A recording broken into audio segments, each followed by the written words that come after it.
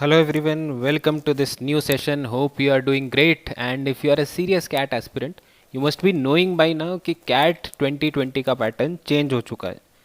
तो मेरे पास काफ़ी स्टूडेंट्स की क्वेरीज आ रही हैं जब से ये अनाउंसमेंट हुआ है कि कितने क्वेश्चंस आएंगे, टाइप ऑफ क्वेश्चंस क्या रहेंगे, लेवल ऑफ डिफ़िकल्टी चेंज होगा नहीं होगा, कौन कौन से टॉपिक्स आ सकते हैं कौन से नहीं आ सकते, क्या स्ट्रेटजी अब यूज़ करें, क्योंकि पुरानी स्ट्रेटजी तो अब काम नहीं आएगी, वो तो 3 घंटे के हिसाब से हमने बनाई थी. So in this video you will get all these answer, और at least I will try to answer these questions. तो इस वीडियो के एंड तक बने रहिएगा एंड आपके काफ़ी सारे डाउट्स क्लियर हो जाएंगे if you have the doubts जो क्वेश्चंस मैंने अभी बताए. So before starting this video, I want to make few important announcements. If you want to be a part of our free WhatsApp preparation group, then what you need to do is just subscribe this channel and go to the given link जो कि description में भी दिया हुआ है, and उस पर अपनी details दे दीजिए. You will be added to the free WhatsApp group. दूसरा important announcement जो लोग serious aspirants हैं उनके लिए, we run weekend live classes जो कि उसके 3 सीज़न हम ख़त्म कर चुके हैं. एक सीज़न में 10 क्लासेस होती हैं. Season 4 is going to start from the coming weekend और उसका शेड्यूल आउट हो चुका है and registrations have been started. So in case you want to start for season 4, इसमें हम बहुत इंपॉर्टेंट टॉपिक्स कवर करने वाले हैं. क्यूए में we will do number system 3 classes, then we will do modern maths, उसमें प्रोबेबिलिटी और permutation combination आ जाएंगे. तो 5 क्लासेस तो इसमें क्वान्टिटेटिव एप्टीट्यूड की होंगी. वीएआरसी में हम कैट लेवल क्वेश्चन इस बार डिस्कस करेंगे, आरसीज और वर्बल एबिलिटी के ऊपर. And then one of the very confusing concept जिसमें काफ़ी लोग परेशान हो जाते हैं, गेम्स एंड टूर्नामेंट्स एलआरडीआई में, then truth and lie, and finally will do some practice sets in the final session. तो that is the schedule for a season 4. तो जो लोग भी इसमें रजिस्टर कराना चाहते हैं they can go to the description and register themselves. अब बात कर लेते हैं हम आज के टॉपिक की, which is the change pattern and the change strategy accordingly. तो अभी तक ऑफिशियली जो न्यूज़ आई है पहले उसकी बात कर लेते हैं. तो कैट ने हमें क्या सरप्राइज दिया था बीच में, उन्होंने कहा था कि अब there will be only 40 minutes पर सेक्शन. 3 सेक्शन ही रहेंगे लेकिन 40 मिनट का आपके पास टाइम होगा. सो वीएआरसी, क्यूए एंड डीआईएलआर में 40-40 मिनट आपके पास रहेंगे, टोटल 120 मिनट्स. और 3 स्लॉट में एग्ज़ाम होगा. मॉर्निंग स्लॉट की टाइमिंग रहेगी 8:30 AM टू 10:30 AM. तो जो नॉर्थ इंडिया के लोग हैं, 29 नवंबर थोड़ा सर्दियों का टाइम है, तो अगर 8:30 पे आपका एग्ज़ाम स्टार्ट है तो आपको 7:30 पे सेंटर पे पहुंचना होगा. और मे बी कोविड की वजह से एक्स्ट्रा प्रिकॉशंस लेके वो शायद और जल्दी ना बुला लें, तो उसके लिए आपको अराउंड 7 बजे के आसपास घर से भी निकलना होगा. तो भैया जो लेट उठने वाले लोग हैं थोड़ा ध्यान रखिएगा इस चीज़ का, इन case you get a morning slot.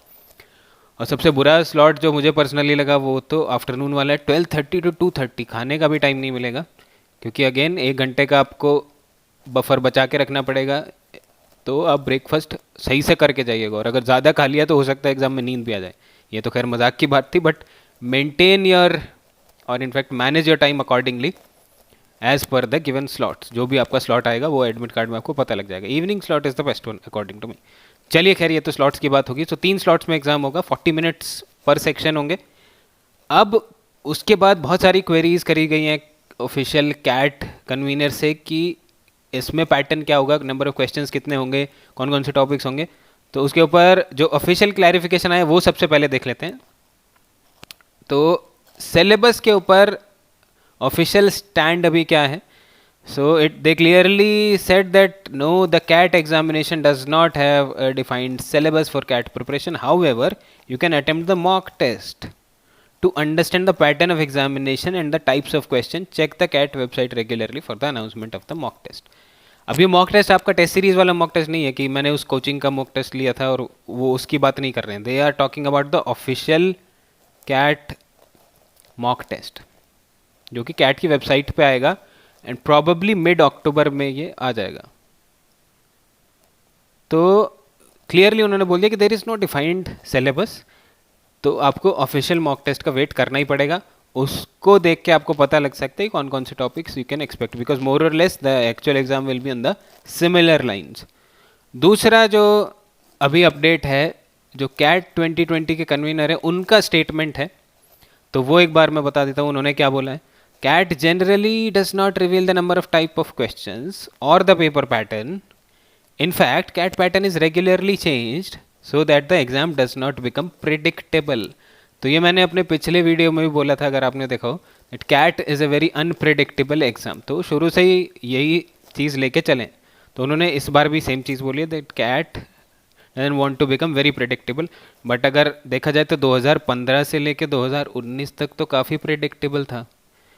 सब कुछ सिमिलर ही चला रहा था, टॉपिक्स भी सेम थे, नंबर ऑफ क्वेश्चंस भी सेम थे, 24 आरसी 10 वीए, सबको पता था क्या क्या आना है.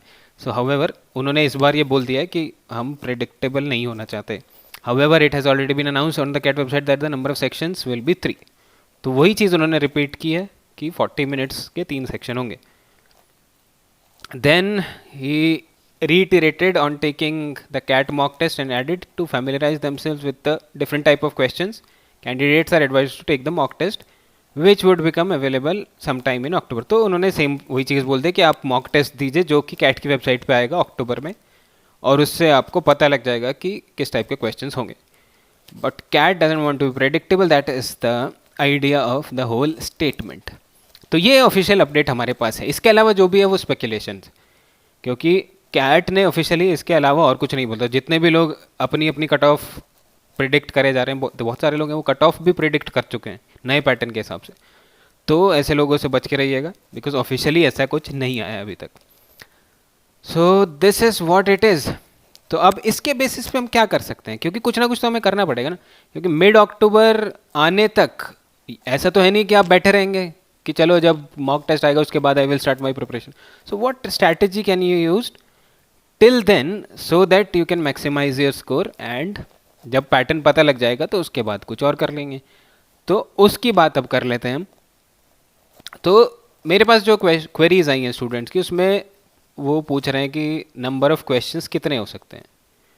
तो ऑब्वियसली अभी तक कुछ नहीं पता नंबर ऑफ क्वेश्चंस कितने होंगे, but we will take a logical guess. I will try to take a logical guess in this video कि क्या यू कैन एक्सपेक्ट.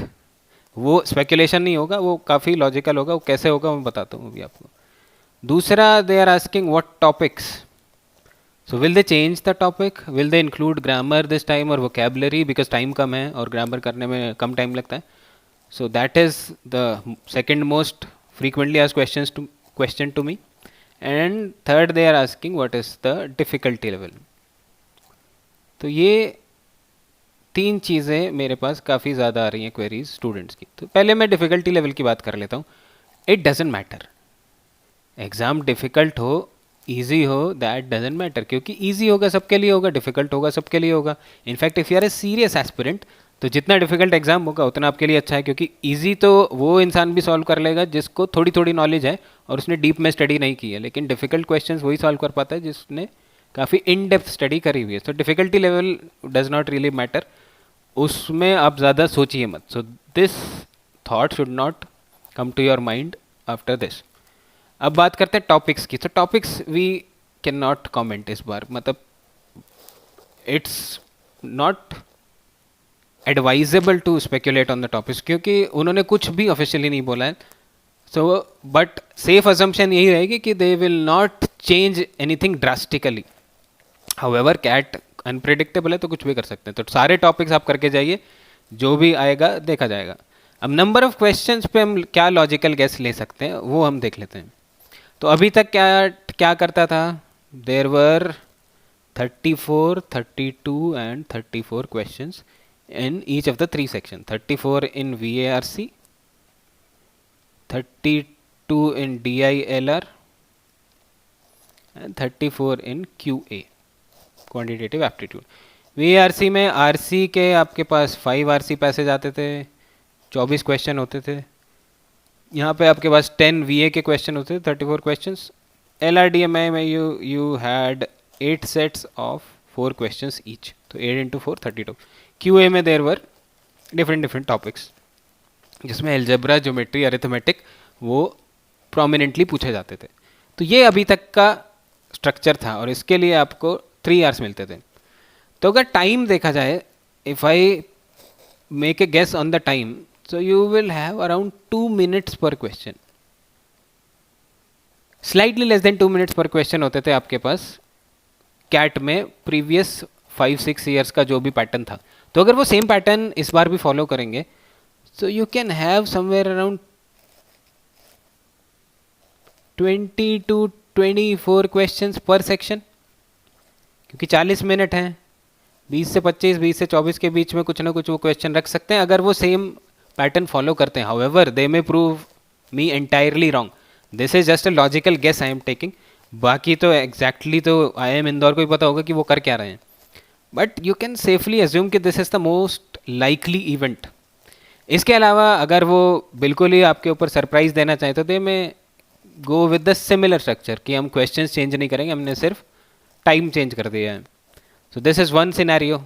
या वो क्वेश्चन बढ़ा भी सकते हैं इन द एक्सट्रीम केस, जो कि मुझे कम लग रहा है, बट सिनेरियो लेने के लिए वो भी ले सकते हैं। But this seems to be the most likely scenario in this year's case. अब एक्चुअली क्या होगा वो तो टाइम ही बताएगा, बट कुछ भी केस हो आपको ज़्यादा चेंज नहीं करना है अपनी स्ट्रैटेजी में। फॉर एग्जांपल हर एक सेक्शन में आपको 3-4 टाइप के क्वेश्चंस मिलते हैं। Either questions are easy, there are few questions which are between easy to moderate, there are few questions which are moderately difficult, and there are few questions which are difficult. तो ये 4 type के question आपको मिलेंगे। If let's say number of questions are 32, 4 type के question है, मैं मान के चल रहा हूँ कि 1/4 1/4 1/4 सारे टाइप के क्वेश्चन है। तो इजी क्वेश्चन कितने होंगे? 8 question would be easy, 8 question would be easy to moderate. और ये जो पहली 2 कैटेगरी हैं they are very much doable. तो अगर उन्होंने क्वेश्चंस का नंबर चेंज नहीं किया, so you will have 14 doable questions in 40 minutes, 16 doable questions in 40 minutes. तो ये चीज़ आप देख सकते हैं कि आपके पास चॉइसेस काफ़ी ज़्यादा होंगे। However if they change the number of question, अगर उन्होंने लेट्स से 24 क्वेश्चन ही दिए, तो आपके पास ये जो नंबर है ये घट जाएगा। बिकॉज अगर 24 क्वेश्चंस हैं तो आपके पास अब 12 डूएबल क्वेश्चंस होंगे इन 40 मिनट्स। तो you will have less choice अगर उन्होंने नंबर ऑफ क्वेश्चन रिड्यूस किए, which is most likely to happen. अगर उन्होंने नंबर क्वेश्चन रिड्यूस नहीं किए, ज़्यादा नंबर ऑफ क्वेश्चंस रहे, तो आपके पास उसी हिसाब से इजी क्वेश्चंस सेलेक्ट करने की चॉइस भी ज़्यादा रहेगी। तो आपकी स्ट्रैटेजी उसी हिसाब से चेंज होगी कि अगर नंबर ऑफ क्वेश्चन ज़्यादा है तो select easier questions first and then attempt them. अगर नंबर ऑफ क्वेश्चंस कम है, स्ट्रैटेजी तो वही करनी है कि इजी क्वेश्चन सेलेक्ट करना है, लेकिन इजी क्वेश्चंस ही कम हो जाएंगे उस केस में। सो इट डजेंट मैटर कि उन्होंने क्वेश्चन नहीं घटाए। कुछ लोग बड़े परेशान हैं कि अरे इतने सारे क्वेश्चन कैसे करेंगे। इतने सारे क्वेश्चन आप वैसे भी सॉल्व नहीं कर सकते, you need to leave some questions, तो वो आपको जुडिशियसली फिर सेलेक्ट करने होंगे। So this is one way. अब अगर सेक्शन वाइज बात करें, QA पे कोई ज़्यादा इम्पैक्ट पड़ेगा नहीं, क्योंकि कितने भी क्वेश्चंस हो वही टॉपिक्स रहेंगे, कुछ भी उसमें ड्रास्टिक चेंज नहीं होता। चेंज जो आ सकता है वो VARC में आ सकता है, क्योंकि RC करने में काफ़ी टाइम लग जाता है। तो VARC में क्योंकि उन्होंने नाम चेंज नहीं किया, तो आई एम अस्यूमिंग कि VA और RC दोनों चीज़ें उसमें होंगी। अभी तक वो 5 RC पैसेज देते थे।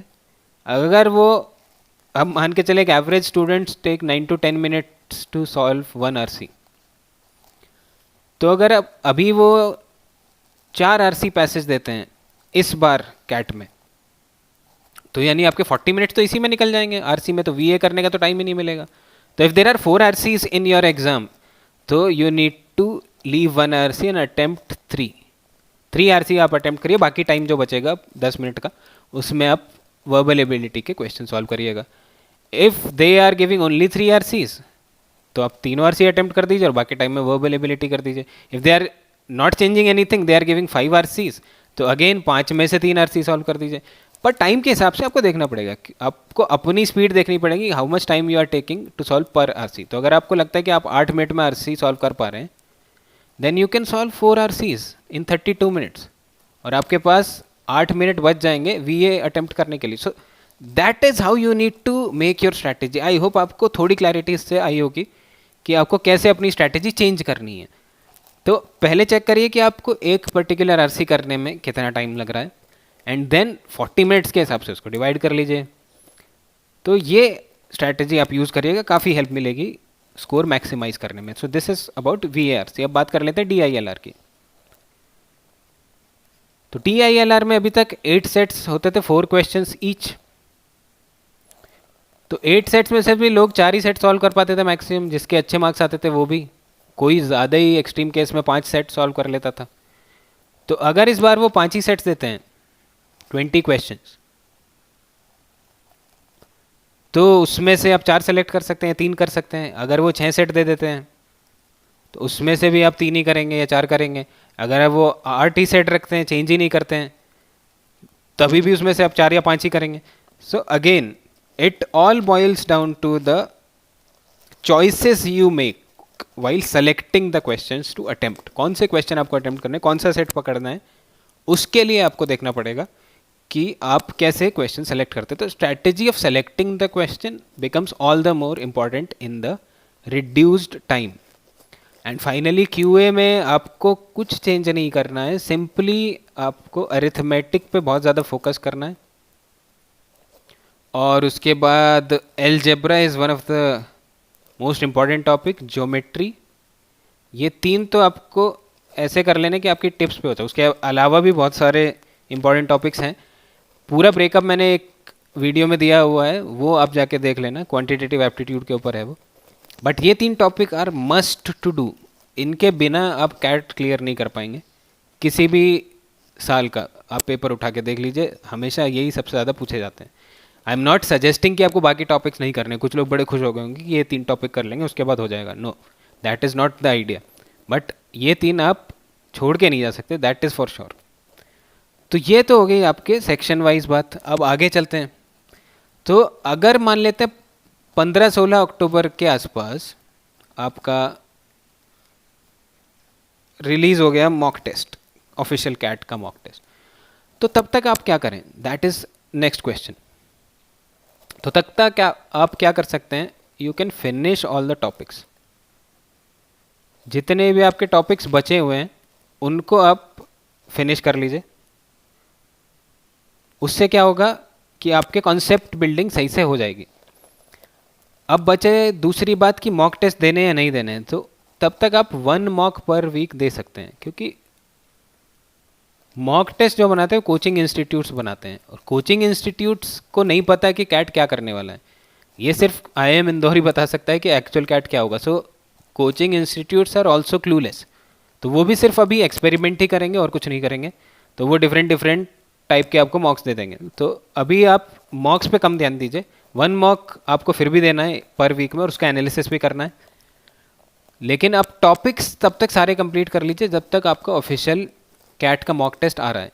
और जैसे ही कैट का मॉक रिलीज हो जाए then you increase your mock test, और इस डेट से और एक्चुअल एग्जाम तक at least you should attempt 10 mocks from the new pattern, क्योंकि वो पैटर्न में भी चेंज नहीं होगा जो ऑफिशियल मॉक में आएगा। तो उसके बाद आपको एटलीस्ट 10 मॉक देने हैं, उनका पूरा एनालिसिस करना है और एक स्ट्रैटेजी डेवलप करनी है कि आपको किस हिसाब से एक्चुअल एग्जाम में अटेम्प्ट करना है। So that is what you need to do. अब ये जो अभी मॉक दे रहे हैं इनको कैसे आप एनालिसिस करेंगे, तो rather than going by the percentile score you can check your percentage score, जो कि आप मिड अक्टूबर तक जितने भी मॉक देंगे उसमें आप अपना परसेंटेज स्कोर चेक कर सकते हैं। क्योंकि हमेशा 50 to 55% की रेंज में आपका 98-99 परसेंटाइल आ जाता है। तो अगर टोटल मार्क्स 100 हैं, आपके 55 मार्क्स आए हैं, that means you can safely assume कि आपने अच्छा परफॉर्म किया उस मॉक में। सिमिलरली अगर आपका स्कोर अराउंड 45% है, तो यू कैन अज्यूम कि ये 95 परसेंटाइल के इक्विवेलेंट परफॉर्मेंस है। सिमिलरली अगर आपने टोटल मार्क्स का 40% स्कोर करा है मॉक में, तो यू कैन अज्यूम कि आपका 90 परसेंटाइल के आसपास यू कैन एक्सपेक्ट। तो जब तक कुछ नया फिक्स पैटर्न नहीं आ जाता तब तक आप परसेंटेज वाइज एनालिसिस करिए मॉक का, कि आपके टोटल मार्क्स में से कितने परसेंट मार्क्स आए हैं। सो that is how you can use and you can change your strategy for the new pattern. जैसे जैसे चीज़ें और क्लियर होंगी आई will upload more videos, but I hope आपको काफ़ी सारे डाउट्स क्लियर हुए होंगे। And again I am repeating, speculations पे मत जाइए, ऑफिशियल जो चीज़ है सिर्फ उसी का भरोसा करिए। What ever I have told in this video is based on the previous year patterns. इस साल क्या होगा किसी को नहीं पता है, but for the time being जब तक ऑफिशियल कैट मॉक रिलीज़ नहीं होता तब तक आप ये स्ट्रैटेजी यूज़ कर सकते हैं। And again I will upload a new session जब आपका ऑफिशियल मॉक आ जाएगा. So I hope you like the session. अगर आपको अच्छा लगा हो तो लाइक ज़रूर कर दीजिएगा, नहीं अच्छा लगा हो तो डिसलाइक कर दीजिएगा. Will again meet with new topic. अगर लाइव क्लासेस में आपको रजिस्टर कराना हो तो डिस्क्रिप्शन में जाके रजिस्टर कर सकते हैं. So thanks a lot for attending. Will meet again.